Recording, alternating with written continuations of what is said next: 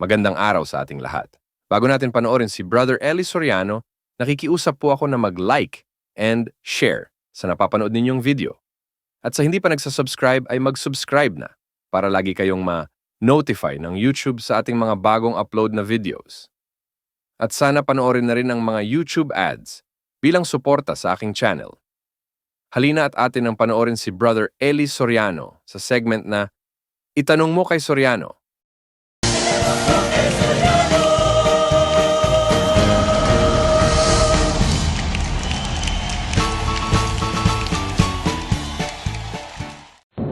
Isa po po. Pinapayagan mo po ng Diyos na nanligaw ang isang Kristiyano. Kung meron kang nasa paraan pa gagawin mo, di ano masama nun. Basta't nasa tama kang paraan, ba't naman masama? Ang masama manghalay, yung man-rape. Kaya siguro kung magliligaw ka, formal ka, magsisipilyo ka muna, magyadabit ka, hindi naman siguro magamayan, di ba? At alam niya, hindi naman lahat na nanliligaw nagsasalita. Meron naman, titingin-tingin lang, nakapanligaw na. Lalo na kung malakas ang apil ng babae. Meron naman babae, kahit walang apil, mukhang kabayo, malakas naman, matindi naman ang gat. Hindi ka pa nga nagtatapat, ikaw na iniyayakap ka na. Ganun. Kung manliligaw sa mabuting paraan, talagang pupunta ka doon sa bahay, kakatuka, o kaya maglilinis-linis ka sa bakuran, kagaya ng araw. Ayun. Gusto mo sa amin manligaw, papayag. Basta't magsisibak ng kao, tapos bago niya pakasalan, magpapakita muna siya ng 500,000 na deposito sa bangko. Ganun. O kaya 100,000 man lang. Pagka mag-aasawa ka ngayon, wala kang 50,000, gugutumin mo asawa mo. Di ba? Saan ka kukuha ng bahay? Pwede ka ba magtayo ng kubo ngayon kung 20,000 lang ang pera mo? 4 na kawayan na, ubos na yun. Di ba? Kaya alam nyo, bago kayo manligaw, tingnan nyo muna kung sagutin ka. Nakaka-atras ka pa ba? Kung matukso ka sa panliligaw mo, di papakasalan mo na. Saan mo ititira? Ang sabi ng Diyos, ang babae, ang lalaki, iiwan ng tatay niya at nanay niya, makikisama sa asawa. Magiging dalawa, magiging isang laman. Ang sabi ng Diyos, iiwan mo. Hindi pwedeng itira mo sa nanay mo sa tatay mo. Lalo naman hindi pwedeng makitira ka din sa babae. Kapal naman ang pagmumukha mo, pag ginawa mo. Kaya kung susunod ka sa Diyos, bago ka manligaw, ilagay mo muna ang sarili mo sa lugar. Di ba ganon? Tama yun. Pagka ganon, payag ako. Ano ba yung katangian na babae na binibigay ng Diyos? Yung katangian ng babae? Nako napakagandang usapan niya. Halika. Nasa 31 ng kawikaan yan. Isang mabait na babae, sinong makakasumpong? Sino kaya? Ikaw o ako? Isang mabait na babae, sino makakasumpong? Sabi ng Diyos. Sapagkat ang kanyang halaga ay higit na makapupo kaysa mga rubi. Biro mo? She is precious than rubies. Mas mahal siya kaysa sa mga mahahalagang bato. Higit na makapupo ang halaga niya kaysa sa mga rubi. Sapagkat ang puso ng kanyang asawa ay tumitiwala sa kanya. Unang-unang kukunin mong babae yung katiwa-tiwala.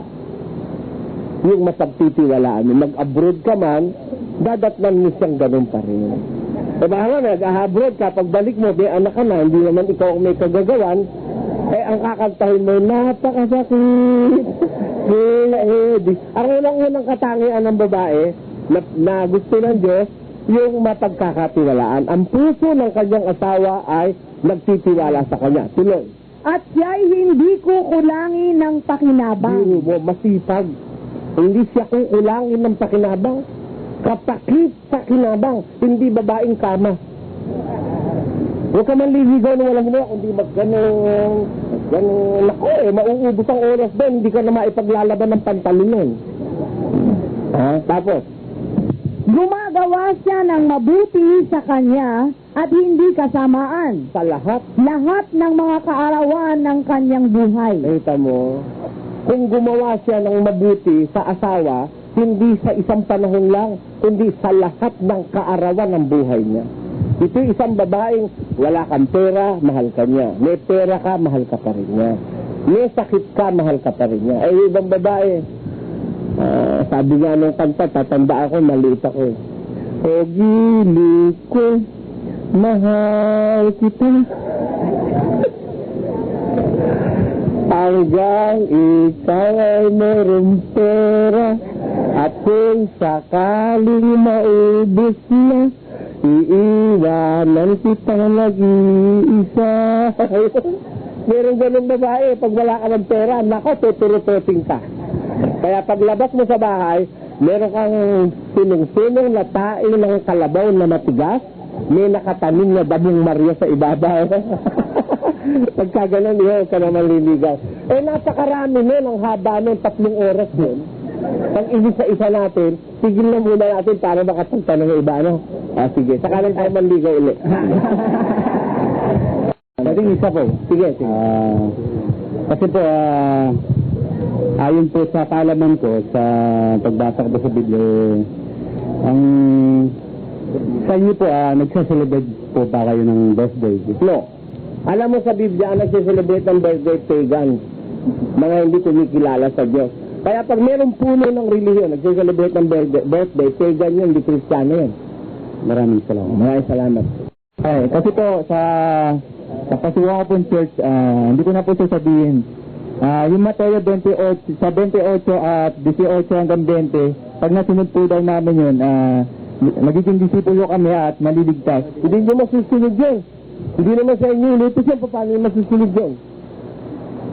Sabi mo sa kanya, mali siya. Pakipaliwanag po yung Sabi ni Cristo sa 28-18, sabi niya, dahil dito, magsiyaon nga kayo. Gawin ninyong alagad ang mga lahat ng bansa. Lahat Lahat. Eh ngayon man, nakasunod na ron. Eh kahit yung mga nagyayabang dyan, kaya rami-rami na nila, hindi pa nila nasusunod yun eh. Bago patay na yung mga apostol, so wala na po magpapatuloy. So, Hindi meron po tayo. Hindi pa tapos, Gad. Hindi pa tapos. Dapat, kung nagtatanong ka, kaya mo muna ako magpaliwanag, huwag mo akong paliwanaga. Hindi na po yun. Alin mo ha? Ito na po yun. Sabi gano'n, gawin yung alagad ang lahat ng mga bansa. Sabi, bautismo niyo sila sa pangalan ng Ama, ng Anak, ng Espiritu Santo, at sino yung sa kanilang ganapin lahat na inutos kayo. Sino inutusan nun? Yung 11. The 11 apostles that were left of the 12 original apostles. Yun ang inutusan nun. Ang katunayan, itaas natin sa 17 ang basa. Datapwat nagsiparoon ang 11 alagad sa Galilea. Sa bundok na sa kanila'y itinuro ni Jesus. At nang siya kanilang makita, ay kanilang sinamba siya. Datapwat ang ilan ay nag-alinlangan. At lumapit si Jesus sa kanila, at sila'y kanyang kinausap. At sinasabi, ang lahat ng kapamahalaan sa langit at sa ibabaw ng lupa ay naibigay na sa akin. Dahil dito magsiyaon nga kayo at gawin ninyong mga alagad ang lahat ng mga bansa. Sino inutusan? 11. Sino ang susunod? Dahil 11 hindi tayo. So, paano nyo nagsusunod? Hindi naman kayo inutusan nun. Ako. Di ba? Ang inutusan ng 11. Pero sabihin mo sa akin, bakit? Magagawa ba ng mga apostol yan? Bakit hindi? Hanggang ngayon yan, nangangaral sila.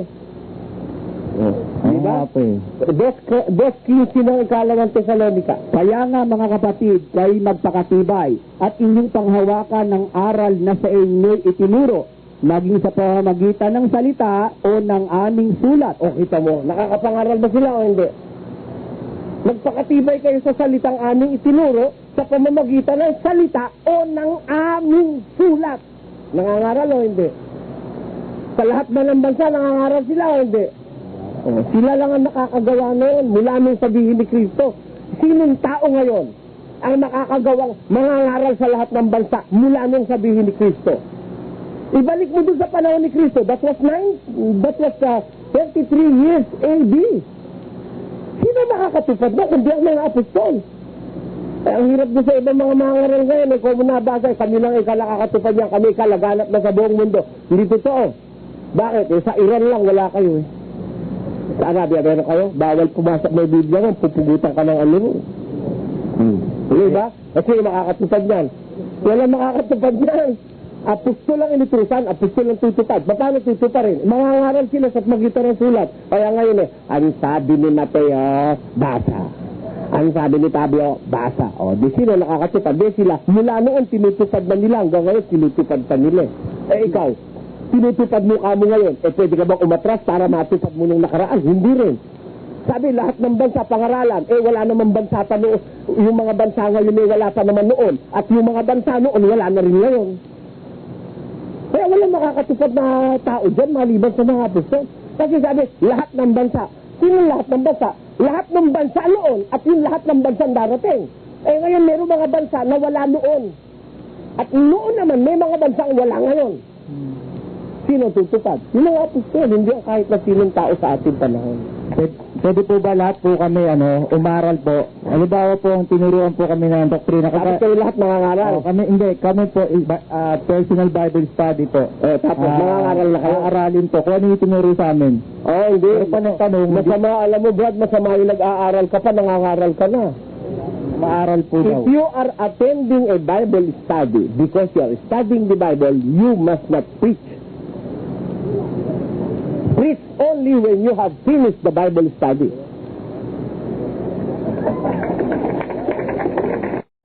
Tama po ba yung sobrang emotional? Kasi po yung church namin yung Christian church po, masyadong emotional po Paano emotional masyado pong love. Tapos, merong halikan pa dyan ang dalagat binata, di ba, no?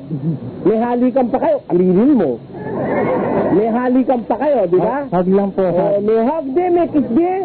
May hugging and kissing dyan. Marami na rito miyembro ng galing dyan kaya alam ko masama yun.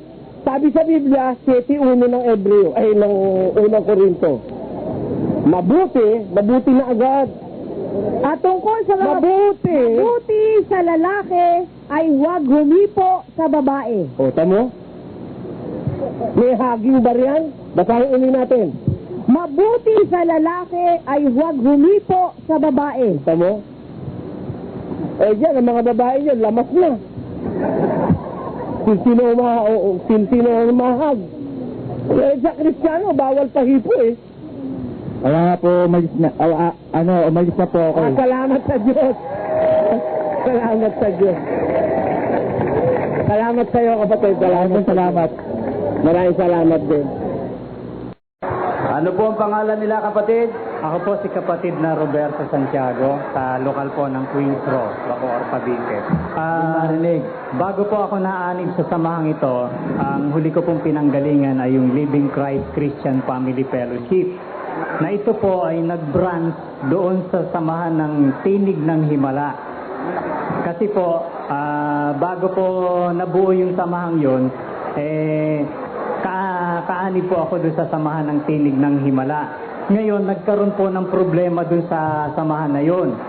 Ang naging problema po nila tungkol sa financial matter, nagkabahagi po ngayon. Yung pastor na nakadistino doon sa lokal namin, ang ginawa niya, inunahan niya agad bago lumala yung problema, nag-resign siya. Pag-resign niya ngayon, isinama niya yung halos kaming buong congregation.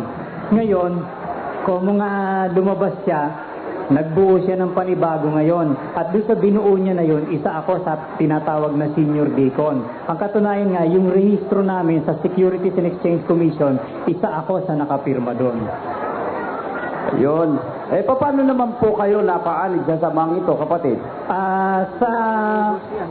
Sa proseso po ng pag-aaral ko ng Biblia, dumating po sa punto na yung isa kong bayaw na nakikinig po sa programa ng Andating Daan sa radyo at sa telebisyon, naunawa po niya yung iniaaral ng kapatid na Soriano. Kaya po yun, isinyer niya sa akin. Sa pag-sharing namin, minsan po madalas yun, mainitang diskusyon kami ng bayaw ko. Hanggang sa eventually, pagka nag-iisa ako ngayon, napapag-isip-isip ko, kasabi ko, may katwiran yung sinasabi ng bayaw ko. Pero kung mo yun nga, yung maling aral nga, yun ang daladala ko, hindi ko matanggap yung sinasabi niya. Hanggang sa pag-sharing nga namin, pati yung misis ko, nakikipag-sharing yung bayaw ko, minsan dumating sa punto na yung misis ko, sinubukan niyang makinig sa programa ni kapatid na Ellie. Ngayon, nung nakapakinig siya, sabi niya sa akin isang gabi, Papa, iba nga niya itong mangangaral na ito, sabi niya. Sabi ko, huwag kang makikinig dyan dahil kako ibang diwang tinatawid niya sa mga tao. Ngayon, sabi sa akin ng misis ko, hindi, iba talaga eh. Ngayon lang anya ako nakarinig ng ganitong nangangaral na purong Biblia ang sinasabi. Ang ginawa ko ngayon, ipinagtanong ko ngayon doon sa pastor namin itong si kapatid na Soriano dahil hindi ko pa siya kilala noon eh. Sabi kong gano'n doon sa pastor namin, kilala mo ba ako itong nangangaral na Eliseo Soriano daw? Oo, kilala ko yan. Alam mo, huwag kang makikinig dyan. Sabi niya gano'n, delikado. Bakit ka ako? Kasi ang aral niya ni tagpi-tagpi. Ano ka ako ibig mo sabihin ng tagpi-tagpi? May aralan niya yan na Iglesia ni Cristo na kinuha niya. May aral ng Sabadisya yan na kinuha niya. May aral ng mga Mormon siya na kinuha niya. Kumbaga sa lahat ng mga doktrina ng iba't ibang samahang pangreliyon, kung ano siguro yung makabubuti sa kanya, kinuhaan niya yun at pinagsama-sama niya. Yun ngayon ang itinatawid niya sa kanyang mga miyembro. Hindi ko ngayon kilala si kapatid na Soriano. Sabi ko, delikado pa lang makinig doon.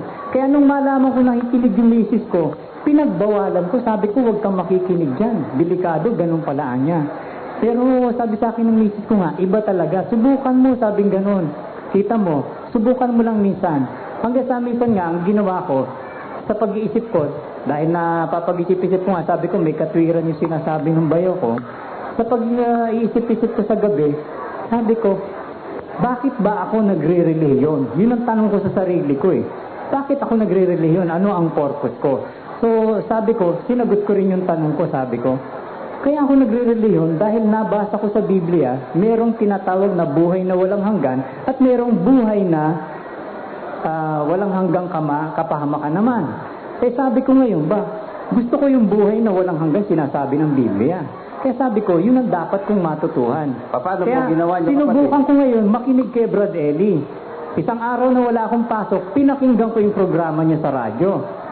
Di nung unang marinig ko, sabi ko, matigas ka ako ang pananalita nito. Parang ayoko, no? Pero ang nagtutulak sa aking makinig, yung objective ko, gusto kong maligtas.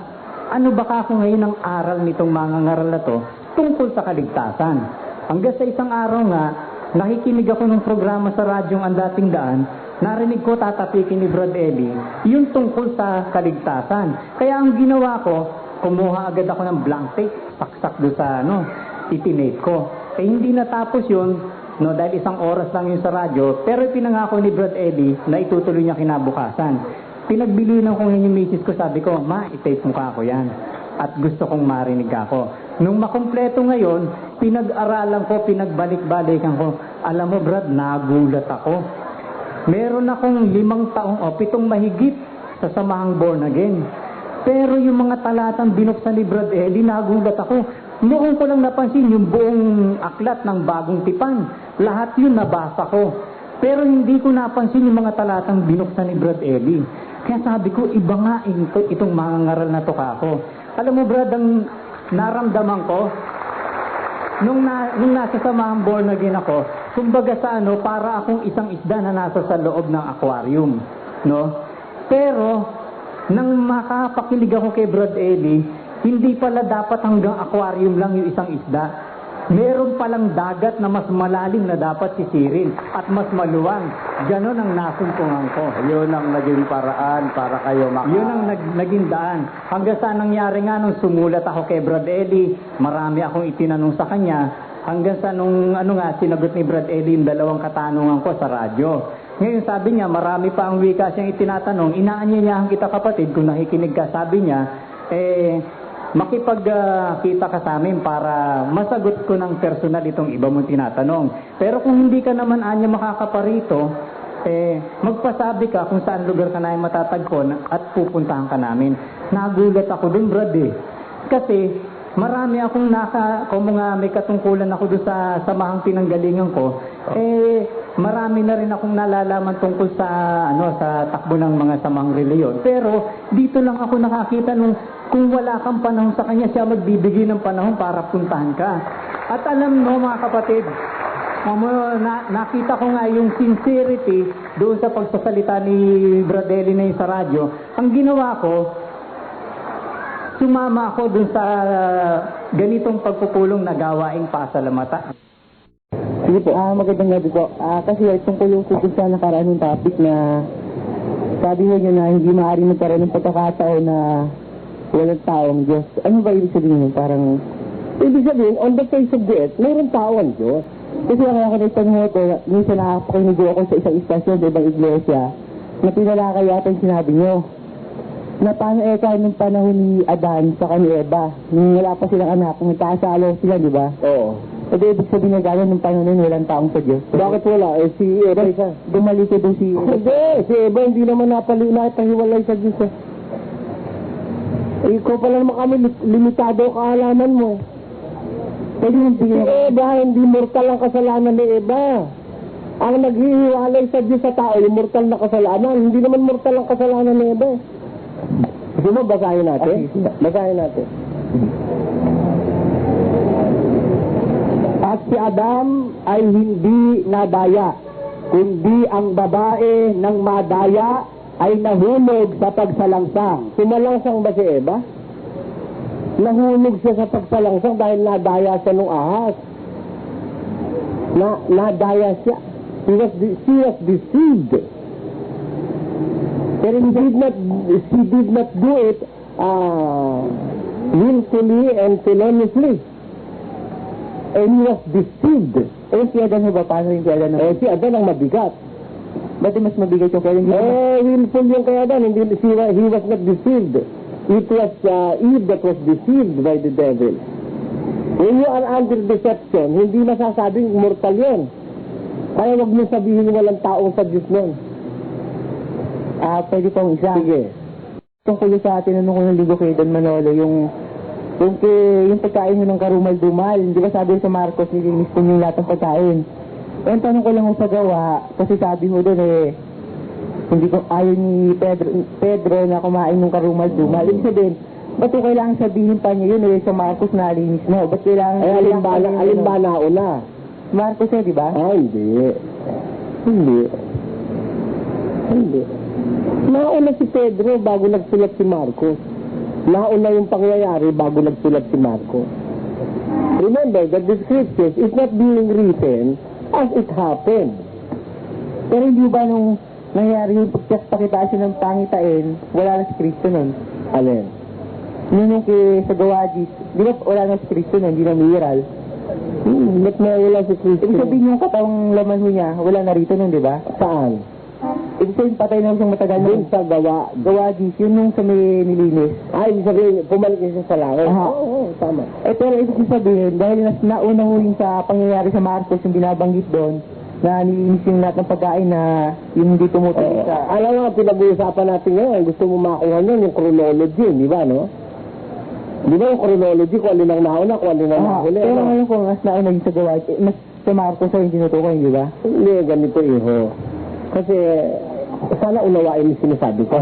Kasi, ang ginagawa mo, pinipilit mo yung nasa isip mo lang. Sige. Alam mo, yung isang basong puno na, hindi mo na pwedeng punuin. Unless na pumayag kang itapon mo yung iba, mapupuno kita. Diba? Nung ipangaral ni Kristo, ang Ebanghelyo, more probably mga year 29 AD, ano? 29 AD. Nung nag-umpisa siyang mangaral, ano? Tapos, pero isinulat ni San Marcos yung kanyang sulat, mga 37 AD na. Ganun din naman yung kay Mateo. Sa makatid, tapos na yung panahon ni Kristo bago isinulat siya. Para yung Genesis, nung isulat si Moses, tapos na ang creation. Naintindihan mo? Kaya nagkakaroon ka ng hindi, nagiging ko lang ho, tanong, kasi, di ba, nung kasama nila alagad, yung sabi nga daw, na sabi niya, yung di lumalabas, parang malinaw na kay Pedro yun, di ba? Kasi nung wala na si Kristo nun, ba't nai-act ako niya yung bagay na yun alam niya yun. Dapat mo maintindihan, ano ba si Pedro? Israelite yun Mula sa pagkabata nun, di kumakain ng baboy yun Nung sinabi sa kanya ng Diyos sa pangitain, magpatay ka, kumain ka. Dahil dumating na nga yung panahon na hindi na bawal yung baboy. Kaya sumagot naman si Pedro ng una hindi, Panginoon, kailanman hindi pumasok sa bibig ko anumang bagay na karumal-dumal. Tama yun, dahil since childhood, hindi siya kumakain nun, may Israelite siya Hindi siya kakain ng bawal. Pero nung siyempre na yun, pinakakain na siya. Pero nung pagkatapos yun yung marinig kay Kristo na yung hindi yung pumapasok sa bibig ng nakakasama, na hindi pa nangyayari yung pangitain na yun. Hindi, teka muna, narinig niya kay Kristo. Di ba sabi niya nung mga, kumakain yung mga hindi naghuhugas sa kamay.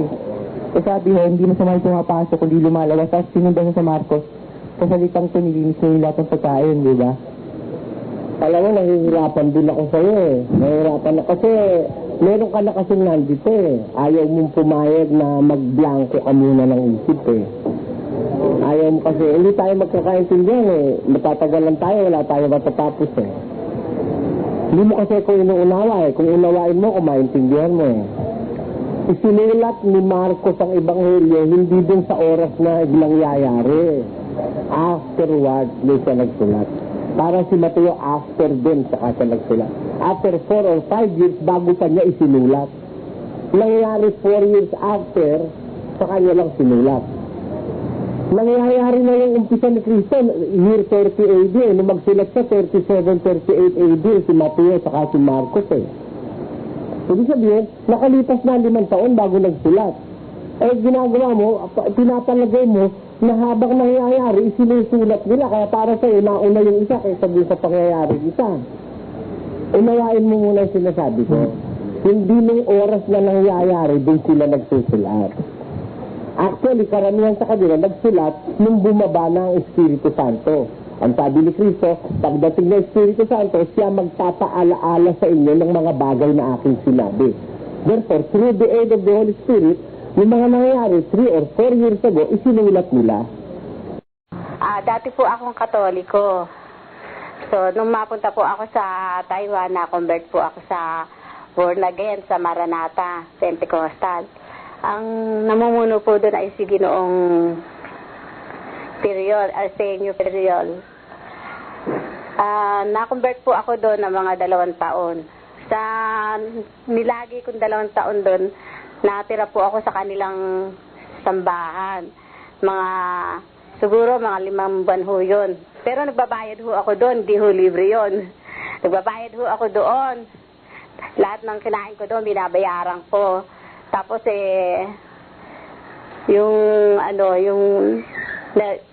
ang trabaho ho namin sa Taiwan, hanggang Sabado. Yun hong linggo, pinaglilingkod ko ho sa kanila yun sa, yung bang nagsasahod sa mga daan-daan, kasali ho ako doon. Kung baga ho sa sa aming mga grupo, ako ho yung pinakamalakas na maghakot ng pera. At ang sabi nga ho nila sa akin, malakas daw ang espiritu ko. Kaya pag hindi ako nakakadalo, lagi po nila ako sinusumbatan. Pag yung dumadalo ho ako ng worship, miniminsahe ho nila yun, sasabihin na ganun. Yung pag hindi ho ako nakadalo, sasabihin, humihina daw ang aking pananampalataya. Ito nila, sumasama ako pag nag-evangelism, dun ho sa palengke, sa ilalim ng tulay ng Taiwan. Tapos pag nandun na kami, yung mga pulubin hong taga roon, yung mga original, nire-rebuke pa nga ho nila, sasabihin Alleluia, Jesus name, lumayas ka dyan at diyan kami pupwesto. Yan ang sinasabi nila. Ako naman, siyempre, hindi naman ako masyadong parang naaawa rin ako doon dahil sila naman talaga ang original doon. Ngayon po, nang mauwi na po ako dito, bago pa ako mauwi dito, nagpunta na ho doon yung si Arsenio, Ginoong Arsenio Periol at saka po yung asawa niya si Sister Let na sa tuwing magmiminsahe ho siya pag yung worship. Sinasabi ho niya sa amin na wag daw kami makikinig kay Brother Soriano dahil nagmumura daw ho. Nagtatanim ho sa isip ko yun. Ganun nga raw, nagdiskusyon nga daw silang dalawa. Yun ho ang kwento niya sa amin. Ewan ko lang ho kung hindi aaminin ng mga kasamahan ko dahil baka sabihin nila ako lang ang nagsasabi ng ganito. Pero ang totoo, talaga ho sinabi niya yun na nagdiskusyon daw silang dalawa ni Brother Early na matapos daw yun. nakita daw niya si Brother Ellis na may disco house, nilapitan daw ako, nilapitan ho ni Superior. Ang sabi niya Oy, Soriano, ang babaw naman ng kaligayahan mo, samboteng beer ka lang pala. Yun ang binibida niya sa amin. Yun ang kinukwento niya sa amin na, Oy, mga sister, baka pag uwi mo, panuorin mo si Soriano. Huwag mo papanuorin yun. Walang ginawang mabuti yun, kundi magmura. Yun. Yun na, nung mauwi na ako dito, nanood ho ako sa TV. Una ho, napanood ko ho yung si Bilar, di ba? 2 buwan ho ako nakinig sa kanya. Ang unang pakinig ko sa kanya, parang nagandahan ako. Pero habang tumatagal, nawawala rin. Parang hindi ko rin nagugustuhan, hindi ho siya pumapasok sa puso ko. Nung bandang huli, sabi ko, ano kaya ako, panuorin ko ako si Soriano. Pero bukod pa ho ron, pinanood ko yung Miracle Crusade, lahat-lahat ho yan, yung si Kibuloy, lahat-lahat. Tapos nung di pa rin matanggap ng kalooban ko yung mga sinasabi nila, inikot ko yung na tama kay Brother Eli. Yun. Tapos tempo-tempo nga ako nagsasalita siya, nagmumura. Sabi ko, tinapos ko nga ho, kahit pala baka ako nagmumura ito may katotohanan naman pala. Sabi ko, kasi nakakaintindi rin ho akong bumasa ng Biblia. Meron naman sa Biblia na nagmumura Kaya pinagpatuloy ko yung panood ko sa kanya. Hanggang sa sinabihan ko yung asawa ko na, Uy, tatay, subukan mong panoorin si Brother Eli. Kahit minsan lang, sabi kong gano'n sa kanya. Then, yun nga, nung Lunes nga ho noon, pinanood niya. Ayun ho, parang na-magnet yata. Hanggang 2 taong may gito namin siyang pinanood talaga. At sabi ko nga sa sarili ko, dito na siguro kami Kaya hanggang ngayon ho, siya na ho inaano namin, pinakikinggan. Maski ho yung linggo, alas 9 hanggang alas 12, saka ho yung everyday na 5 to 6. Maski yung mister ko, kahit na ho may lakad ho yun, kinakat niya para mapanood lang si Brother Eli. Ako po si Lazaro Sise, dating Katoliko. Asawa nga ho ni Rufina nung dumating na siya'y galing Taiwan. Nagulat nga ako at iba ng reliyon. At nasabi nga niya na siya'y isang born again.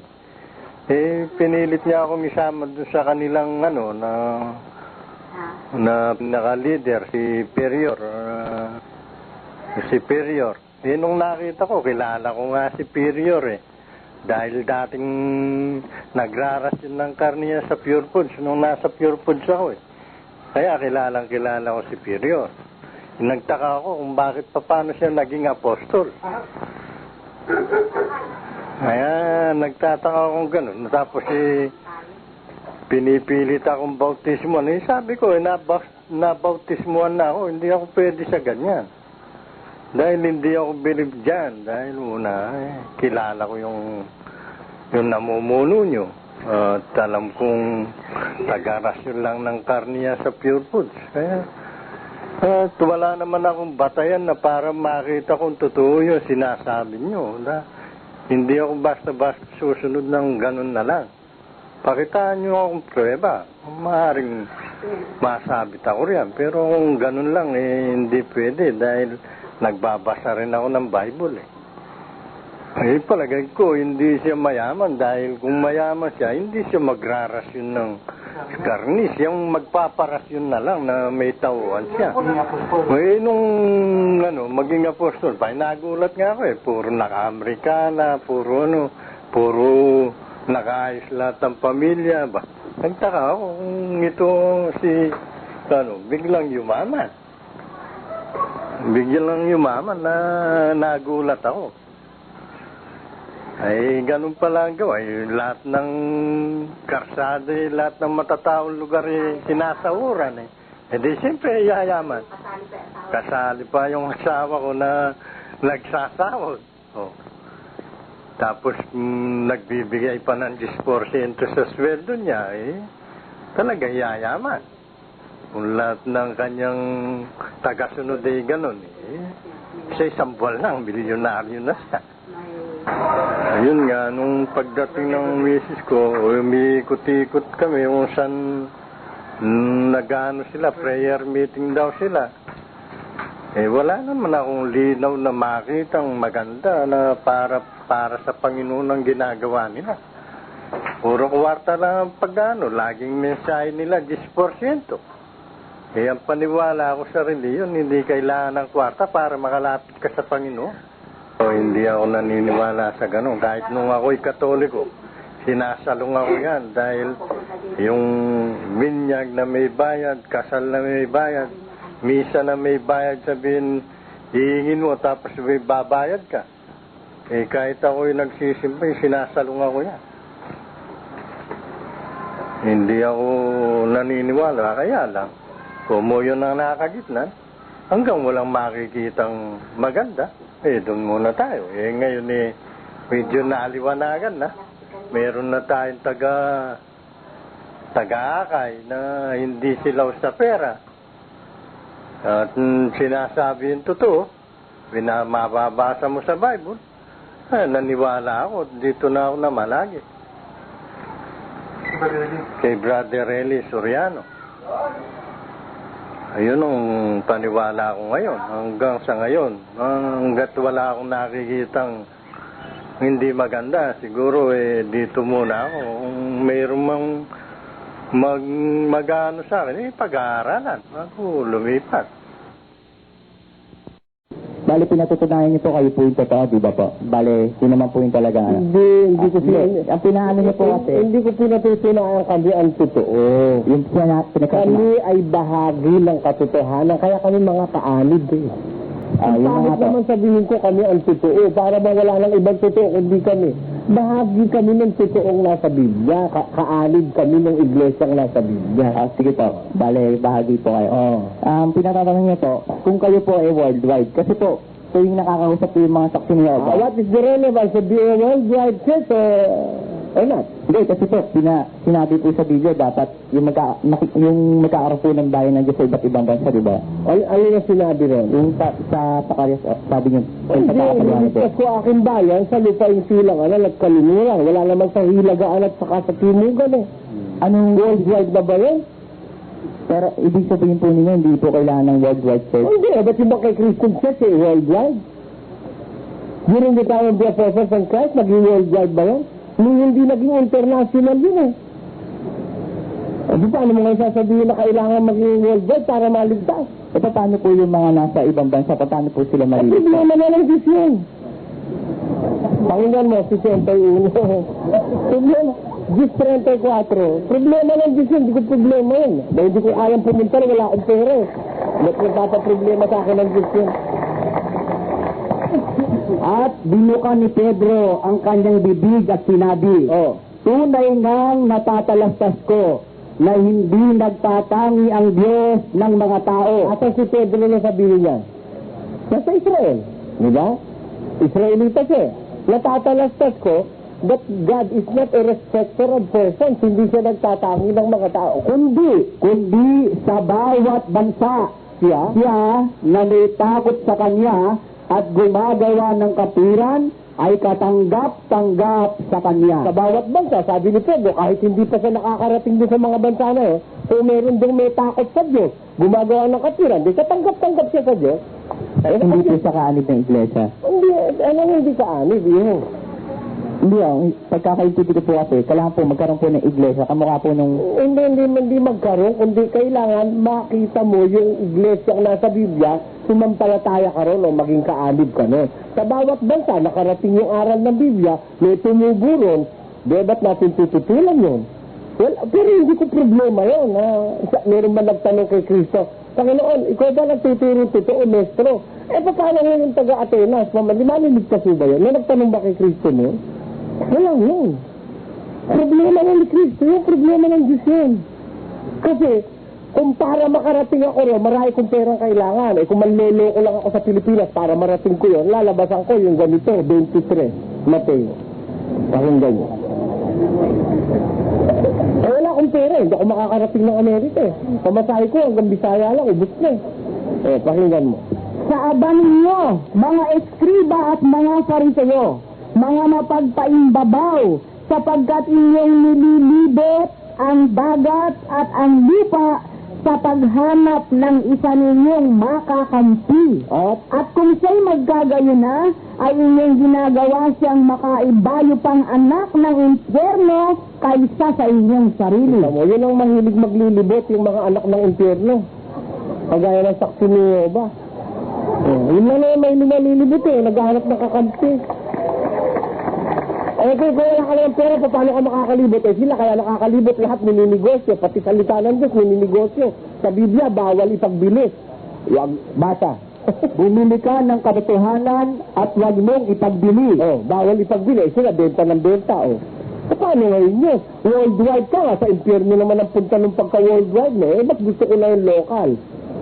Kasi si Kristo nung nangaral dito hanggang Jerusalem lang. Tapos hindi man nakalabas Si San Pedro hanggang Jerusalem lang. Ang pinakamalaya narating ni San Pedro, Samaria Yung sinasabi nila San Pedro, nakarating na Roma, di totoo yun. Yung nakarating na Roma San Pedro, ang nakarating na Roma si Pablo. At kung mag-iisip kayo, sabi nila si Pedro na ang kauna-unahang papa sa Roma, it's a king. Nang sumulat si Pablo sa mga taga-Roma, chapter 16 of the book of Romans, lahat ng nasa Roma, binati niya, si Pedro lang ang hindi. Kung si Pedro papa sa Roma, ba't nakalimutan niyang batiin sa chapter 16 ng taga-Roma? Basahin niyo buong chapter 16 ng taga-Roma. Binati niya si Ampliato, si Tactoba, si Parmenas. Kung nandun si Pedro at nakaupo sa trono ng Roma, ba't yung tao nakalimutan niyang batiin? Hindi talaga nakarating si Pedro sa Roma because it was Paul who went to Rome. He was the one who preached in Rome. Ngayon, sa pangangaral ng apostol na si San Pablo, ang ibig ko sabihin, nakarating ang mga apostol doon sa unang 12, pinakamalayo narating sa Samaria sasabihin mo ba, hindi tama yung tinuro ni Cristo Iglesia dahil nakatabit na siya sa langit, di man lang nakarating ng Japan yun Nakarating ba ng Japan yun? Hindi. Sasabihin ng mga pastor na kailangan ng kaparatito o pang universal. Yun ang sabi nyo. Hindi totoo yan. Wala sinabi si Kristong ganyan. Magbasa ka kung asan. Asan sa Biblia na kailangan para maging totoo, kailangan universal. Ba't teka sabi ni Kristo, ipangaral niyo ang ebanghelyo sa buong sanlibutan. Sino nagsabi? Si Kristo. Sino sinabihan? Ikaw ba? Hindi naman ikaw yung mga apostol na sinabihan paano nila ipinangaral? Isinulat nila. Kaya hanggang ngayon, sila pa rin ang nangangaral Nakakarating sa buong sanlibutan. Pero hindi sa isang panahon. Hindi sa isang panahon yun. Ito po, isa na lang po. Sige. Bale, lang po, curious lang po ako. Bale, kasi po, nagkatanungan po, bale sa guro ko po, between me sa guro ko po. Bale, napunta po yung usapan sa there's nobody, yung walang perfecto pong tao. Meron po bang perfectong tao? Meron, ang daing perfecto. Basahin natin. Englishin mo para maganda. Kasi ganito lang yan.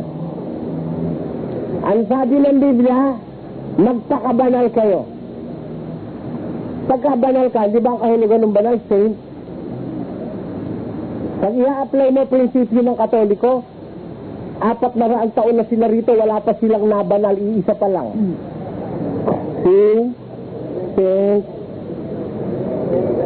Lorenzo Ruiz de Manila. Ngayon, sabi ni Kristo, be thou perfect as thy Father in heaven is perfect. Utos yun, di ba? Magpakasakdal kayo, gaya ng inyong ama sa kalangitan na sakdal. Be thou perfect. Ngayon, meron bang perfect? Pakinggan niyo. There was a man in the land of Uz whose name was Job, and that man was perfect and upright. Di ba?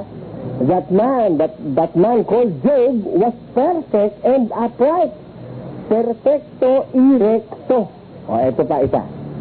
These are the generations of Noah. Noah was a just man and perfect in his generation. Noah was a just man and perfect in his generation. Ilan na? Dalawa na. Dagdagan pa natin.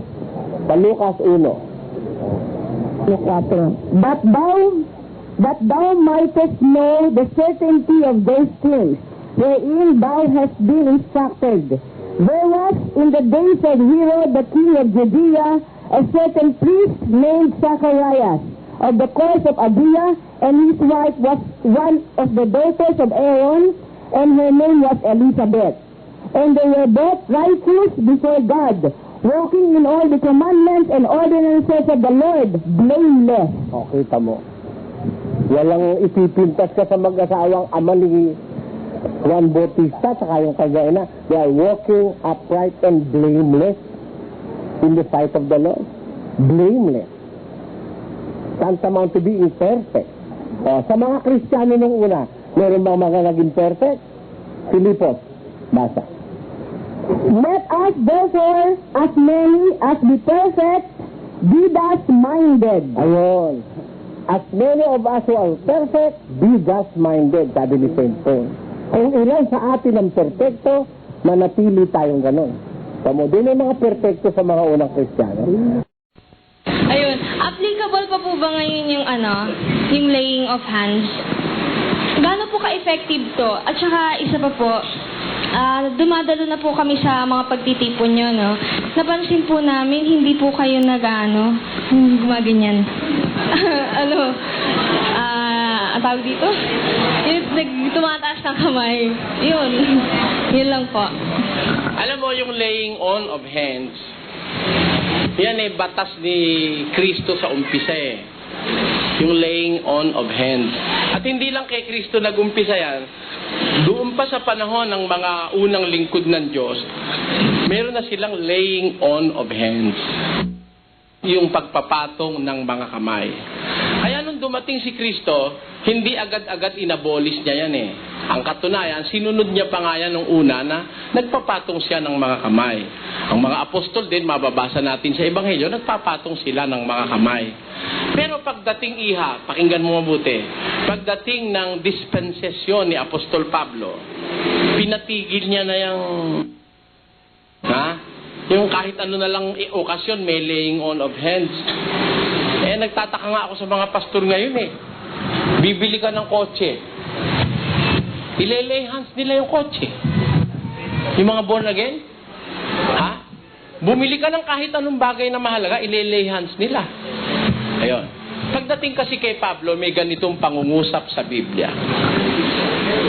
Hebreo 6, versikulo 1 hanggang 2. Kaya tayo'y tumigil na ng pagsasalita ng mga unang simulain ng aral ni Kristo. Nakuha mo yung punto ng umpisa, kapatid. Sabi ni San Pablo, kaya tayo'y tumigil na ng pagsasalita ng mga unang simulain ng aral ni Kristo at tayo'y magpatuloy sa kasakdalan na huwag nating ilagay na muli ang kinasasaligan ng pagsisisi sa mga patay na gawa at ng pananampalataya sa Diyos, ng aral na tungkol sa mga paglilinis. Yun, may mga aral kasing umpisa ipinangaral ng mga una na dinatnan ni Kristo, yung aral tungkol sa mga paglilinis. Tigil na tayo dyan, sabi ni San Pablo. Mga paglilinis na mga aral na yun, yung mga seremonyas nung una.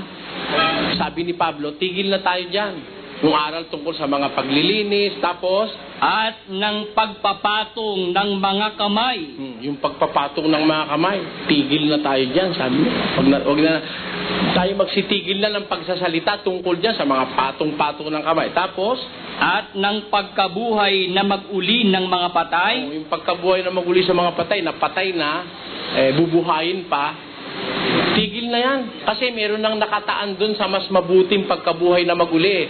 When Jesus Christ will come, He will resurrect us in a more excellent pagkabuhay na mag-uli. Katunayan nun, bago ko tuloy pupuntahan natin. Doon sa Hebreo, meron tinatawag doon na mas mabuting pagkabuhay na mag-uli. Pakinggan mo. Tinanggap ng mga babae ang kanilang mga patay sa pamamagitan ng pagkabuhay na mag-uli. At ang iba'y nangamatay sa hampas. Tingnan mo yung mga nabuhay na mag-uli nung panahong Kristiyano, nung panahon ni Kristo at mga apostol. Binuhay nga mag-uli, pero namatay uli. Ha? Kagaya ni Lazaro, di ba binuhay na siya? Pero namatay siya uli. Si Dorcas, binuhay siya, namatay siya uli. Ayun. Ngayon, ano ibig sabihin ni San Pablo? Tuloy natin. At ang iba'y nangamatay sa hampas na hindi tinanggap ang kanilang katubusan upang kamtin nila ang lalong mabuting pagkabuhay na mag-uli. No. A better resurrection from the dead. Kaya, ngayon, hindi na ako naniniwala yung bubuhay. Ang kapatid ko namin, patay na, binuhay ng mahal na evangelista. Sino yun? Pakita mo ebidensya. Wala, ayaw mo naman sabihin ng pangalan eh. Wala eh. Sabi ni Pablo, tigil na tayo dyan sa pagsasalita ng mga unang simulain ng aral na tungkol sa mga paglilinis, sa mga pagpapatong ng kamay, sa mga pagkabuhay na mag-uli at ng paghuhukom na walang hanggan. Kita mo yung paghuhukom na walang hanggan. Nung araw, hukuman ng hukuman. Pag nagkasala, hinahatulan, hukumang walang hanggan. Eh ngayon, nagtakda ang Diyos ng isa na lang araw na ipaghuhukom. Nagtakda rin siya ng isang araw ng resurrection from the dead, nung mga matutuwid. Another resurrection after 1,000 years, nung mga hindi nakasama sa una. Kaya, hindi na kami masyadong, we do not put much emphasis on the laying on of hands. Ano? In fact, we believe on the laying on of hands. Naniniwala kami ron. Pero in a different manner. Ha? How? Spiritually. Spiritually. How? Kagaya ng ginawa ng Diyos. Nagpapatong ng kamay ang Diyos, pero hindi materially, spiritually. Basahin natin. Sa 8:17 ng awit, mapatong nawa ang iyong kamay sa tao na iyong kinakanan, sa anak ng tao na iyong pinalakas sa iyong sarili. Yung kamay ng Diyos, ang sabi ng panalangin, mapatong nawa ang iyong kamay sa tao na iyong kinakanan. O, ibig sabihin, yung kamay ng Diyos mula sa langit, pinahaba niyang ganon. Siyempre, spiritual hands yun, ano? At ganon din ang hula ng Diyos sa mga bansa, na yung kamay niya, ipangwiwisik niya sa mga bansa. Sa 52:15.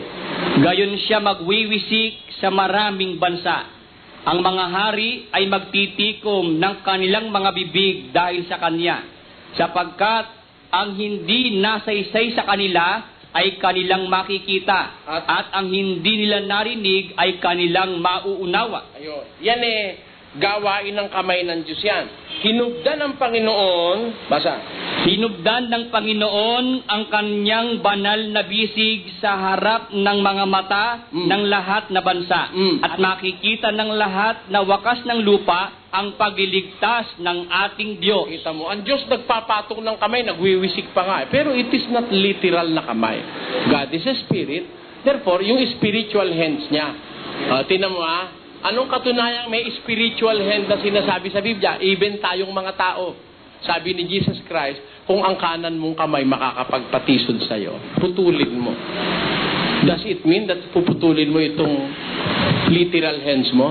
Pag pinutol mo to, hindi ka na makakagawa rin ng mabuting gawain, di ba? Kaya, pwede kang mabuhay na putol ang kamay mo. Anong klase? Yung kamay na may spiritual na meaning ang kamay, ano? Kaya, yung masasamang pastor, pinuputulan ng Diyos ng kamay yun Pakinggan mo sa Zacarias. Sa aba ng walang kabuluhang pastor na nagpapabaya ng kawan, ang tabak ay sasapit sa kanyang kamay at sa kanyang kanang mata. Ang kanyang kamay ay matutuyong mainam at ang kanyang kanang mata ay lalabong lubos. Kita nyo? Ito bang kamay na tinutukoy dito? Literal hands. Yung masamang pastor, ang kanyang kamay, sasapitan tabak sa kanyang kanang kamay. Matutuyo yung kamay niya. Kaya ang daing pastor ganyan, humanap ka ng tuyong kamay, wala. Nanataga ng Diyos, wala. Literally, wala. Pero spiritually, this is true. Pag ang pastor ay masamang pastor, ang kanyang kanang kamay ay matutuyo, sasapit ang tabak sa kanyang kanang kamay. Ang kanyang kanang mata ay lalabong mainam. O, eh lahat ng pastor, malalinaw ang mata, lalo na yung may pambili ng contact lens. O, kita mo? Kaya hindi spiritual na mata tinutukoy, hindi rin spiritual na kamay. Therefore, if that spiritual hand can be condemned, or it can be blessed by the Almighty, you can also lay your spiritual hands to others. It doesn't necessarily mean na pakikita mo sa TV, papatong mo gano'n. Saka yung pinapatong nila, mali eh. Napanood ko si Ginoong Manalo, nagpatong ng kamay, pinatong sa ulo eh. Mali yun, hindi gano'n ng Diyos na kung magpatong ng kamay sa ulo, pinapatong. Kayo man, mag-isip kayo. Pan-Diyos ba, mapatong ng kamay sa ulo, pinatong?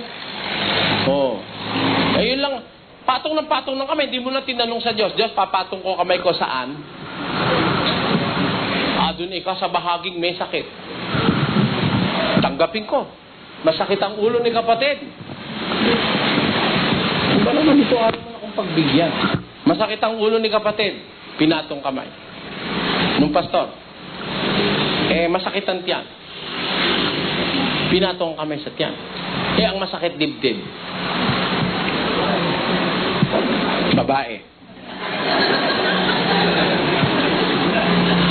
Kung hindi lang ang dibdib ang masakit, meron pang ibang maselan. Papatong mo rin. Bastos ka, pastor ka. Ang pagkaintindi mo sa Biblia, mali.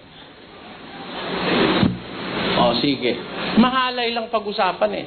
Pero, we are thinking and we are speaking of real possibilities. Yung aral nyo, kung saan masakit ang kung saan masakit, papatong mo ron. Babae yung pastor. Lalaki ka naman. Halimbawa, ang masakit yung maselan mong bahagi, papapatong mo. Ang tapang naman ang hiyan itong pastoran to pag ipinatong mo ron. Mali yun. Kaya, there is another meaning for that. And that will be a secret to my listeners until after the time na magkakaharap kami ni Ginoong Manalo at ng mga puno ng relihiyon. Doon ko na lang i-reveal yung mga talatang pinagbabatayan ko. Kasi lahat sila naniniwala pagpatong ng kamay, ganun eh. I reserve the right not to give you the verses kasi doon mapapatunayan kung sino talaga may unawa sa Biblia. Naintindihan nyo? Pero doon sapat na yung binigay ko sa inyong talata. Pinatatanong din ng daddy ko, tinatanong ko na rin, di ba si Kristo naglakad po sa lupa at nangaral siya na tapos bago siya umakyat ng langit 40 days. So, tinatanong po ng daddy ko, tsaka tinatanong ko rin po, nasaan po man lang bang naiwang alaala o nalarawan man lang siya? Wala. Bawal sa kanilang gumawa ng larawang inanyuan. Bakit po yung sinabi niya doon sa ibigay kay Cesar, yung nakita niya yung larawan? Larawan ni Cesar yun. Ba't po si Kristo nasa pera yun. Gawa ng gobyerno Romano yon na hindi sumusunod sa Diyos. Ang gobyerno Romano ang nagpapatay kay Kristo, dapat mong malaman, di ba? The known world during those times is under the rulership of the Roman Empire. At ang Roman Empire, ang kataas-taasang imperyo sa lupa noon, ay pinamamahalaan ng Cesar. Yan yung Cesar, isang titulo yan na ikinakapit sa iba-ibang mga person, ano? Parang yung Tsar ng Russia, ano? Parang yung Paraon ng Ehipto. Yan ang mga title niya, sa Roman Empire, Cesar.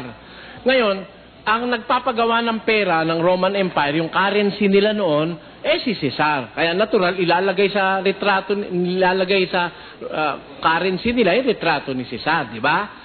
Pero sa Kristiyano, hindi sila gagawa ng retrato, lalo na sa pera. Kasi meron silang alam na batas, huwag kang gagawa para sa iyo ng larawang inanyuan, kawangis ng anumang bagay sa langit, sa lupa, sa ilalim ng lupa, huwag mong yuyukuran sila, huwag mong paglilingkuran sila. Sabi. Tapos, ang isang pruweba dyan, yung the science of archaeology, nakakuha na sila ng maraming mga ebidensya, even dating back to the 2nd century AD, ano?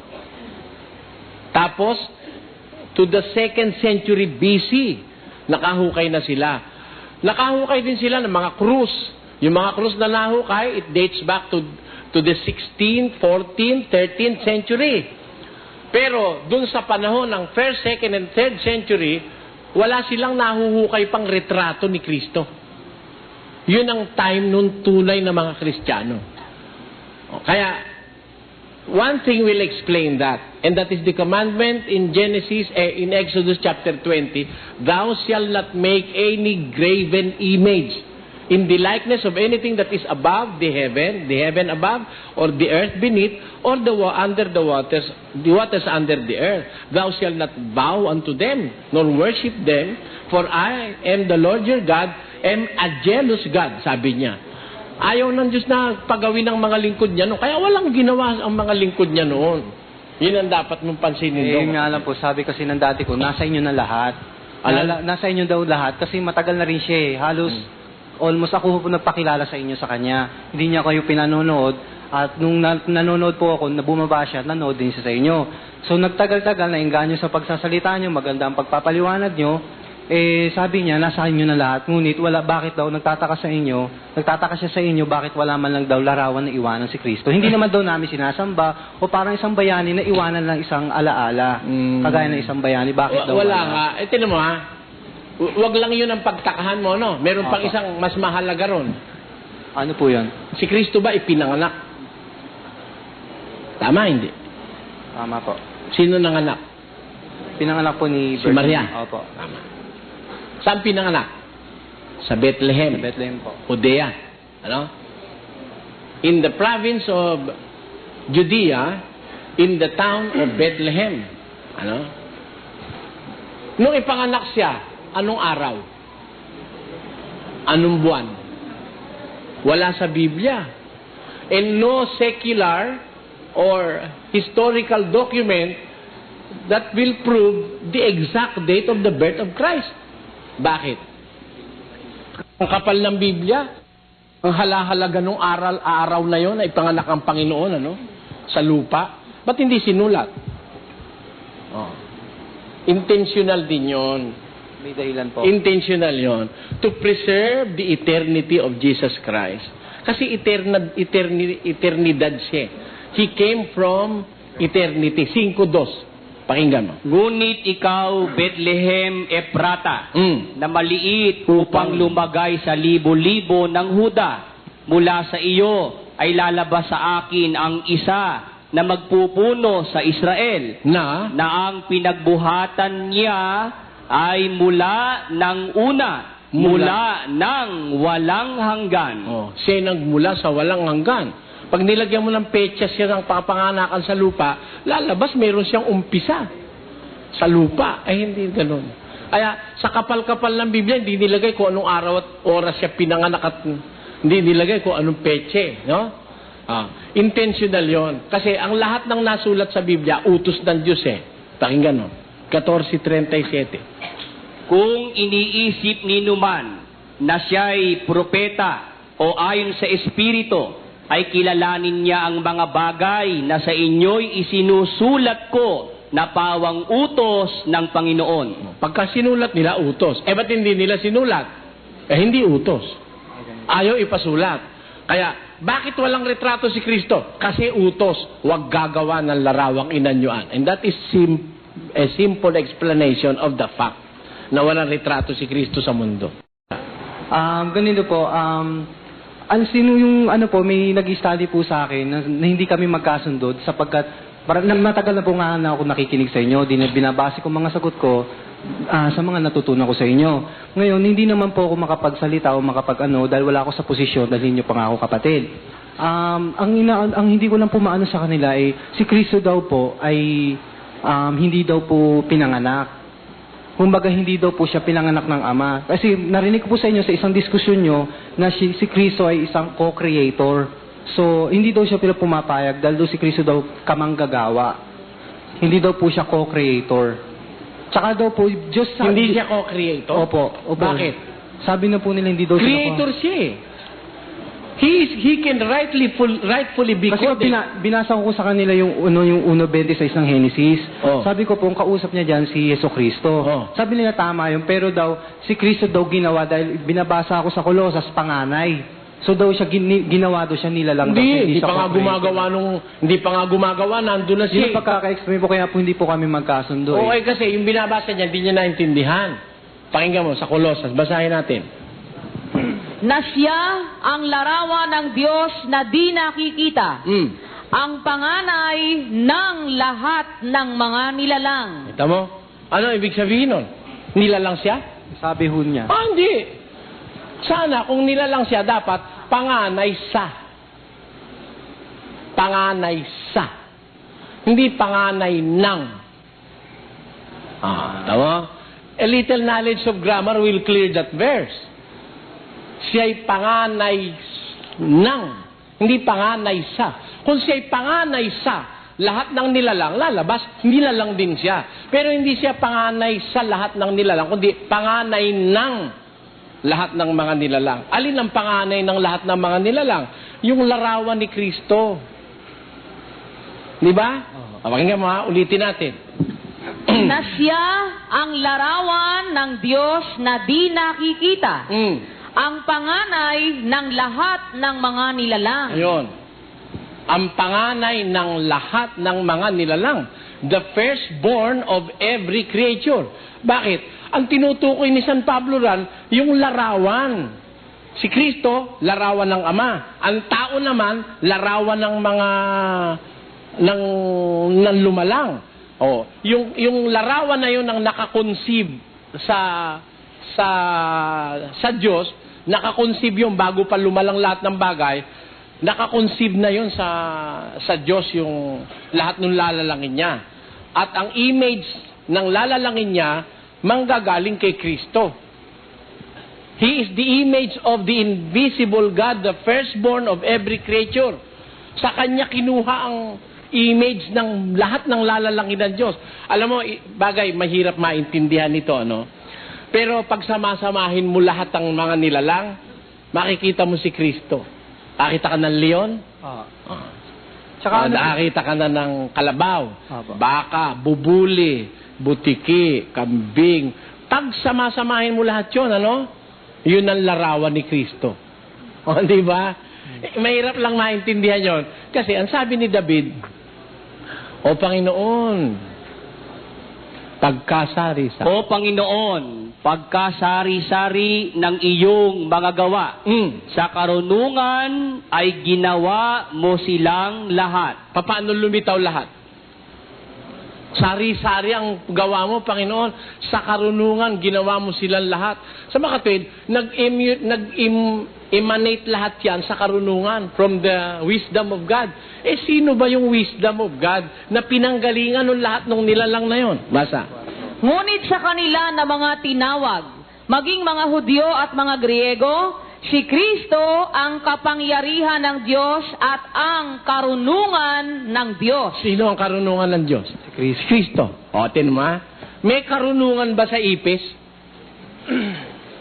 Siguro naniniwala ka, ang ipis nilalang ng Diyos, tama? Opo. Alam mo ba na pagka nagkaroon ng nuclear war, mamamatay lahat ng nilalang sa mundo, matitira ipis? Alam mo ba yon? Hindi po. Ang ipis kasi immune sa nuclear radiation. No? Kaya, mamaliitin mo ang ipis, pero that means something. And a very, very great wisdom is behind the ipis. Pero bibigyan kita ng maliit na karunungang nasa ipis. Ha? Asa ng mga ipis? Di ba naman sa mga nasa sulok-sulok, ano? Mga nasa sulok-sulok. Yung mga sulok-sulok na yon, hindi mararating ng daga yun eh. Alam mo yan daga, yan ang nanghahanap ng mga kung ano-anong mga makakain na mga maliliit na bagay na nakatago. Walang daga na tumira sa gitna ng sala. Wala nun.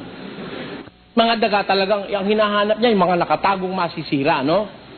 Kaya yun namang hindi maaabot ng daga, ang Diyos naman gumawa ng ipis, yung mga sulok-sulok, di kaya ng daga, yung maliliit lang siwang na gano'n, andun ang mga ipis, kinakain nila yon, yung mga dumi-dumi ron, ano? Tapos lumaki na yung ipis.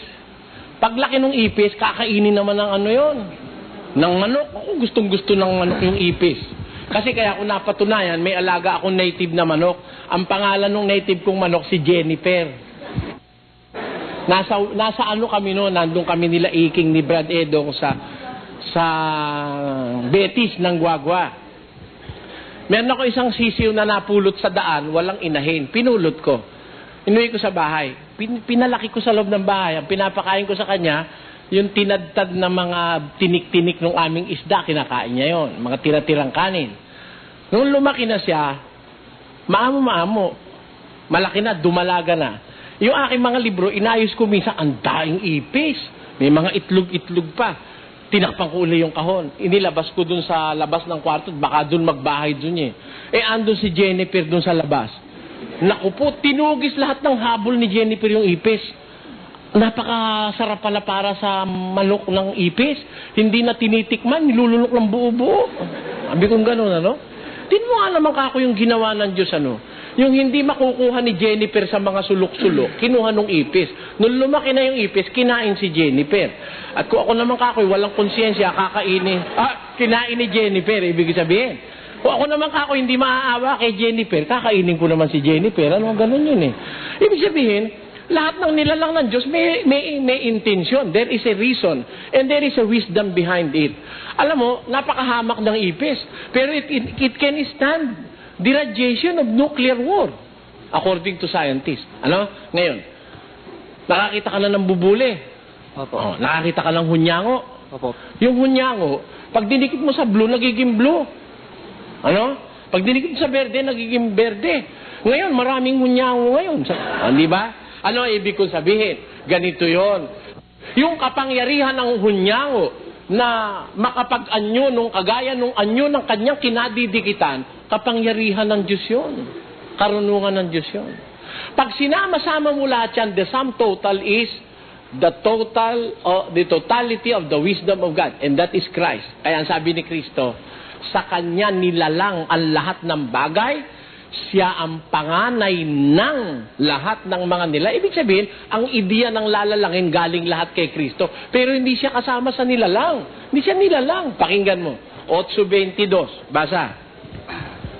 Inari ako ng Panginoon sa pasimula ng kanyang lakad. Bago pinasimulan ang kanyang mga gawa ng una. Bago pa pinasimulan ang gawa ng Diyos. Hindi siya kasama sa paggawa, sa mga ginawa. Kasama siya sa paggawa, hindi siya kasama sa ginawa. Kasi bago pa pinasimulan ng kanyang mga gawa ng una. Tuloy. Ako'y nalagay mula noong araw, mula nang walang pasimula. Bago nalikha ang lupa. Ako'y nailabas. Even before the world was created, I was brought forth. Ako'y nailabas. Bakit siya ilalabas? Kasi sa umpisa, nasa sinapupunan siya nung Ama. Sabi ni John the Baptist, no man hath seen the Father at any time. The begotten God in the bosom of the Father. Ang bugtong na Diyos, monogenes theos. Ang bugtong na Diyos na nasa sinapupunan ng Ama, siyang nagpakakakilala sa Kanya. Yung nasa sinapupunan ng Ama, na kung sa Biblia ay bugtong na Diyos, inilabas ako, bago pa niya nilikha lahat ng bagay. O kaya hindi siya kasama sa nilalang. Ngayon, why do we call him a co-creator? Kasi kung nakikreate din siya, meron siyang power to create o lumikha. Pakinggan mo sa 3. At inyong pinatay ang lumikha ng buhay. Tuloy. Na binuhay ng Diyos na mag-uli sa mga patay. Sino yun? Si Kristo. Si Kristo. Anong tawag sa kanya? Lumikha ng buhay. Is he a creator? Yeah, co-creator. He is a creator. Ano pa nga ho sa kanila, di ba, sa pagkakaalam ko, sa inyo Diyos. Ha? Sa inyo si Kristo Diyos. Oo. Sa akin din Diyos. Di ba sinasamba niyo po ba si Kristo? Sinasamba? Opo. Natural. Utos ang Kasi po sa saksi ni Jehovah, sinasamba lang nila ang Ama. Ay, matigas ang ulo ng mga yun. Sabi ko, pag Diyos po, di ba dapat sambahin? Oo, sinasamba naman si Kristo. Tinan mo, ang dai-dai sumamba sa Kanya. Sinamba siya ng mga unang Kristiyano. Nagpapatira pa sa Kanya, di ba? At siya'y sinamba nila. Nakasulat diretso sinamba niya sila. Tsaka may talata. Sinamba nila siya, sabi. Tapos, eto pa, yung mga anghel sumasamba rin sa Kanya. Yung mga unang Kristiyano sumasamba sa Kanya. At utos naman, sambahin siya talaga. Unang Pedro 3:15. Kundi inyong sambahin si Kristong Panginoon sa inyong mga puso. Tamo. Utos sambahin Dahil Diyos. Ngayon, kung tao lang siya, ba't naman siya ipapasamba? Kaya mga matitigas ang kukotin nitong tao raw si Kristo. Meron ba naman tao sasambahin mo? Di kayo pala'y sumasamba sa tao. Oh, kung tao si Kristo, kaya nako, mahirap tayong magkasundo pagkaganyan. Dapat kunin mo ang Biblia sa kanyang entirety. Iba na mimili lang ng sita sa Biblia. Pero dito hindi. Lahat ng sitas ginibigyan natin ng konsiderasyon para yung totoo lumabas. Alas na po yung sitas Sige. lang po itatanong ko. Saan po ba yung sito sa Biblia yung narinig ko sa inyo, I'm not mistaken, yung... yung status po sa Biblia, magtatanong lang. Yung sinabi po nyo na, if I'm not mistaken, yung iba po yung nasa kanan sa kinakanan. Saan po ba sa Biblia po sa... Yung kinakanan. Yung kinakanan. 17 ng awit. Yung nasa kanan naman, 8:1 ng Ebreo patuloy. Tapos dun sa 111 ng awit, nasa kanan. Nasa kanan. Iba yung nasa kanan kaysa sa kinakanan. So lumalabas po yung kinakanan si David po yun? Oo. Si Kristo naman nasa kanan, nakaupo. Ganun po ba? Maraming salamat. Maraming salamat din. Magandang gabi po, Brother Eli. Magandang gabi po. Tatanong ko lang po yung, kasi po, pinakausap po akong sa isang mga sekta po. Sabi po kasi nila, pag tinanggap nyo daw po si Kristo ng buong puso, maliligtas na daw po kayo. Kahit na magkasala po kayo, papapatawaran po daw kayo. Palagay ko, kilala ko yung sekta na yun. Sa Laula kasi yung sekta na yun Nakadiskusyon ko rin sa Angeles yan Diyan sa may Angeles University, sa harap. Sa Lapungan yata tawag dun Nakadiskusyon ko ron yung tuwason. Pagka raw tinanggap mo si Jesus, kahit ano pa raw ang gawin mo, ligtas ka pa rin. Kahit mga alunya ka, pumatay ka, magnakaw ka, ligtas ka pa rin. Hindi totoo yun. Sa 6:4 hanggang 6 ng Ebreo. Sapagkat tungkol sa mga minsang naliwanagan. Naliwanagan ka na. Tapos? At nakalasap ng kaloob ng kalangitan. At mga nakabahagi ng Espiritu Santo. At nakalasap ng mabuting salita ng Diyos. At ng mga kapangyarihan ng panahong darating. At saka nahiwalay sa Diyos ay di maaaring baguhin silang muli sa pagsisisi. Kita mo? After they have tasted the word of God and the power of the world to come, then, napahiwalay sila sa Diyos, hindi na sila pwedeng baguhin sa pagsisisi. 10:26. Sapagkat kung ating sinasadya ang pagkakasala, pagkatapos na ating matanggap ang pagkakilala sa katotohanan, ay wala ng haing natitira pa tungkol sa mga kasalanan. Kundi isang kakilakilabot na paghihintay sa paghuhukom at isang kabangisan ng apoy na lalamon sa mga kaaway. Ayun. Kaya, walang pag-asa yun. Di ba ho ba si Satanas nilabanan niya po ang Diyos? Sa palagay niyo ho ba, sa panahon ngayon, pwede pa ho bang mangyari yun sa panahon ngayon? Pwede bang mangyari yung isang anghel kakalabanan niya ang Diyos? Maaari. Kung merong kasaysayan ng mga unang anghel na nagkasala sa Diyos, may possibility yung mga anghel hanggang ngayon may nagkakasala pa rin. Kaya alam mo ba na ang mga anghel hahatulan din yan? At kung maliligtas ka, isa ka sa magiging tagahatol ng mga anghel. 6 ng unang Korinto. O hindi ba ninyo nalalaman na ang mga banal ay magsisihatol sa sanglibutan? Hindi ba ninyo nalalaman na ating hahatulan ang mga anghel? Tamo. Mga Kristiyano hahatol sa anghel. Maraming pong salamat. Maraming salamat din. Magandang gabi po, Magandang gabi. Brother Eli. Gusto ko lang pong maliwanagan dito sa isang talata sa Biblia.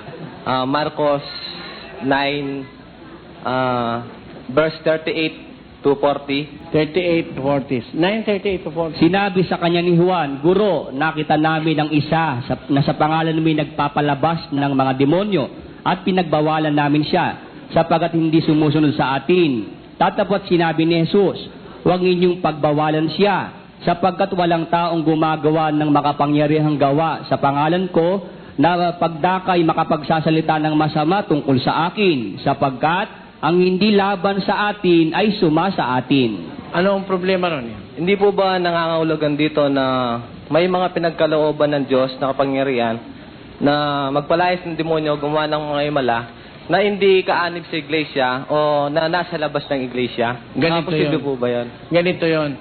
Di, ang mga apostol, saka si Kristo nangangaral, Ngayon, nabalitaan ng mga taon sa pangalan ni Jesus lumalabas ang demonyo. Ngayon, hindi naman nila kasamahan, ginamit yung pangalan ni Jesus. Nabalitaan na yung Panginoon, meron mga doon nagpapalabas ng demonyo sa pangalan mo. At nagbawalan ika namin sila. Sabi ni Jesus, bawag yung pagbawalan. Ang hindi sumasa atin, ang hindi laban sa atin, sumasa atin. Ano ibig sabihin? Parang ganito, bigyan kita halimbawa. Si Dr. Navarro sa Lubao, nakikinig sa akin.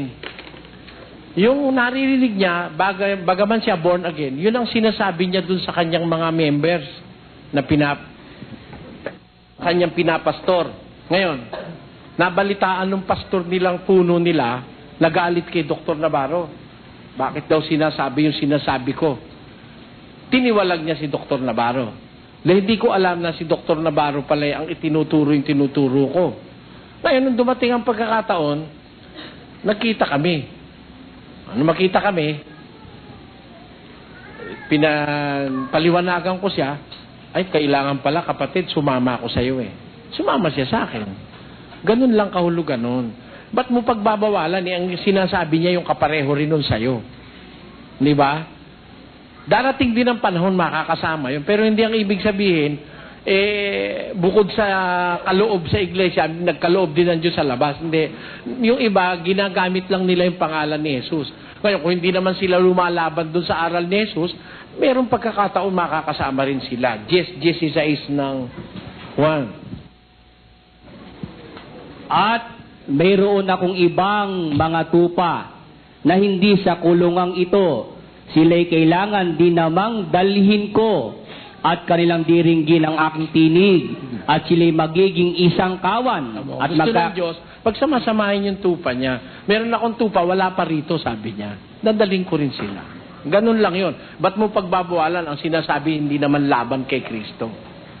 Ngayon, yung mga pastor ngayon, laban kay Kristo sinasabi, ba't ko naman pababayaan yun? Di aatakihin ko yun. Ganun lang.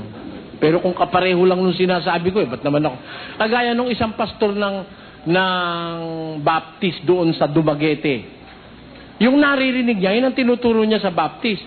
Kaya nung dumalaw yung pastor nila sa kanila, nagtaka bakit iba raw ang paniniwala nila kaysa sa kanilang grupo. Kasi kay Soriano po kami nakikinig. Mas tama po kasi yung sinasabi. O pagbabawalan ko ba yun? Maraming salamat po. Salamat din. Yo. Magandang gabi ho, Brother Eli. Nagabi po. Kasi ho, narinig ko hong sinasabi niyo na hindi kayo tumatanggap ng tulong o ano pa mang bagay na sa inyong samahan, pinansyal, kung hindi dila ang kasapi o kapatid na ano ho. Pero nangangahulugan no, na kaya ayaw kayong tumanggap sa dahilang baka yung itutulong sa masama ang pinanggalingan. Ganun ho ba yun? Isa po sa mga dahilan yon. Pero hindi po yun ang buong dahilan. Kasi yun hong taong walang malay dun sa aral ng Diyos, hindi pa nadudoktrinahan, hindi niya alam kung paano yung pagbibigay. Meron tao nagbibigay na ipinakikita sa iba, sinasabi sa iba. Sabi ni Jesus, pag maglilimos ka, huwag mo nang ipapaalam sa kaliwa yung ginawa ng kanan. Kaya kailangan sa isang magbibigay, alamin muna ang doktrina. Yun ho ang isa sa mga dahilan kung ba't hindi kami tumatanggap sa hindi pa kasapi. Marami hong dapat maintindihan ng nagbibigay para yung ibibigay niya maging katanggap-tanggap hindi sa amin kundi sa Diyos. Kasi kung kami lang ang tatanggap, under any circumstances, pwede tayong humingi, pwede tayong magbigay. Kagaya naman ang hihingi sa kalye. O yun ba, may delikadesa pa ba yun? Wala na, kahit sino magbigay ito, kinukuha eh. Kahit prostitute ang maghulog doon, pasalamat pa yung mga yun eh. Kaya nga ho, bali ang iniisip ko na kaya nga ho hindi kayo hulangan tangi na samahan na parelihiyon ang meron ganyang patakaran. Sapagkat yun lang po ang sunod na ayon sa Biblia. Na ang sabi sa Biblia, bautismoan nyo sila, tapos ituro nyo sa kanila ang ganapin ng iniuutos ko sa inyo. Yung pagganap ho, pagkatapos ng bautismo yon, after baptism. A person not baptized is not given the right to execute the law. Kaya, pagkabotismo, saka ka lang ituturo ang gumanap. Hindi ka pa binobotismoan, hindi ka pa gaganap. Hindi ka pa binobotismoan, hindi ka pa pwede mag-abuloy dahil isa ho yun sa gaganapin. Kasi ang totoo niyan, ang itinatanong ko sa inyo ay talagang hindi ko alam. Hindi katulad ng nagtatanong ng iba sa inyo na alam ang sagot. Parang sinusubok lang kayo. Meron hong ganon. Ako talaga hindi ko alam kaya itinatanong ko sa inyo. Maraming salamat. Ito pa ho ang isang iniisip ko. Sa pag-aalay ho ba sa Diyos, ang lahat ho ba ng pag-aalay katanggap-tanggap? Hindi ho. 15:8 ng Kawikaan. Pakinggan po niyo. Ang hain ng masama ay kasuklam-suklam sa Panginoon. Kita nyo. Pagka masama ang maghahain, huwag ka nang maghain. Lalo lang nasusuklaman Diyos sa'yo. Para mo kasi siyang iniinsulto. Gagawa ka ng katarantaduhan, saka ka maghahain sa Diyos. Insulto sa Diyos yun, kaya nasusuklam siya. Kailangan pag maghahain, ito ho ang paraan. 13 ng Ebreo. Pakinggan nyo. Datapwat ang paggawa ng mabuti at ang pag-abuloy ay huwag ninyong kalimutan. Bakit? Sapagkat sa mga gayong hain, ang Diyos ay totoong nalulugod. Ang paggawa ng mabuti at ang pag-abuloy, huwag niyong kakalimutan. Hindi ho puro abuloy. Yung abuloy dapat may kalakip na gawang mabuti. Sapagkat sa mga gayong hain, ang Diyos totoong nalulugod. Isa ho yan sa dahilan. Ba't di kami tumatanggap ng abuloy sa hindi ka pananampalataya? Dahil kailangan merong kalakip na gawang mabuti yung paghahain sa Diyos eh. Hindi basta naghain, tanggap na ang Diyos. Tingnan ninyo yung magkapatid na Abel at Cain. Tinanggap yung hain ni Abel, yung kay Cain, hindi tinanggap ng Diyos. Yan po ang dahilan. Ang isa pa ho, kung po pwede pa. Sige po. Katulad halimbawa ho, marami yung uri ng pagpupuri at paghahandog sa Diyos. Isa na ho yung mga awit. Ano ho? Katulad ho ni Jimmy Swaggart. Yun ho, kung pakikinggan natin ang awit ni Jimmy Swaggart, talagang halos makapagpapabago ng damdamin. Opo. Ngunit ang nag-aalay, katulad ni Jimmy Swaggart, hindi ho ba't yan inabalitang gumawa ng kaaliwaswasan sa kanya? Hindi lang ho nabalita, napatunayan ho. Oo nga. Yun ho ba, katanggap-tanggap ho ba yun? Hindi sa panuntunan ho ng katulad ng ganitong samahan? Hindi ho.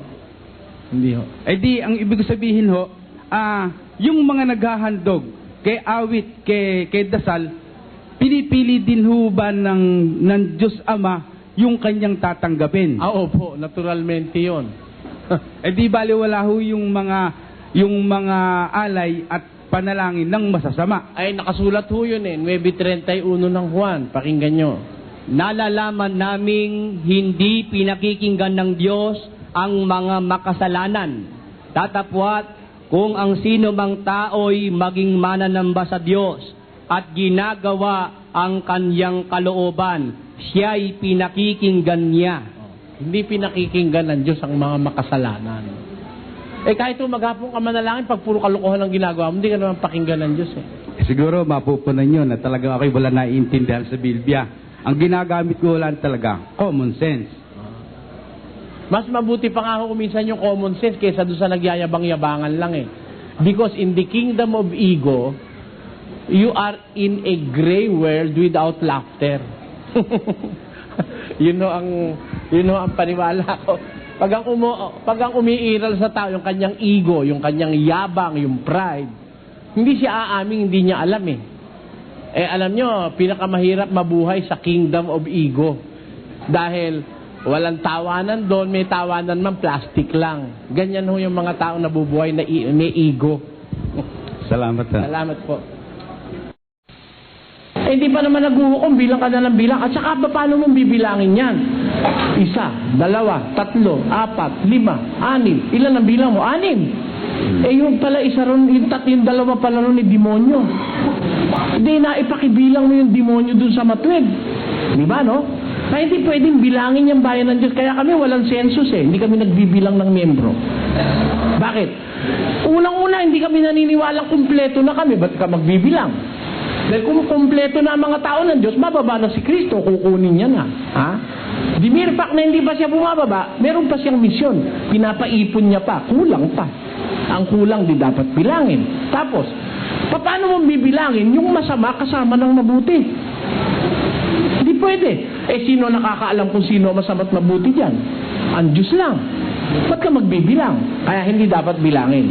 Ngayon, kung itong Israel gumagawa ng masama sa paningin ng Diyos, pati si David ay nagkasala sa Diyos, ginawa ng Diyos, kinilos niya si David laban sa Israel.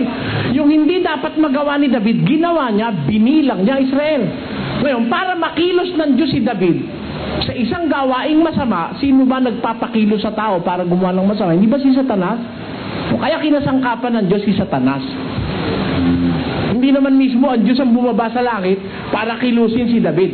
Kinilos niya si David, iniulat sa 2 Kronika na ang kinasangkapan ng Diyos si Satanas para kilusin si David. Kaya, sino ang kumilos kay David?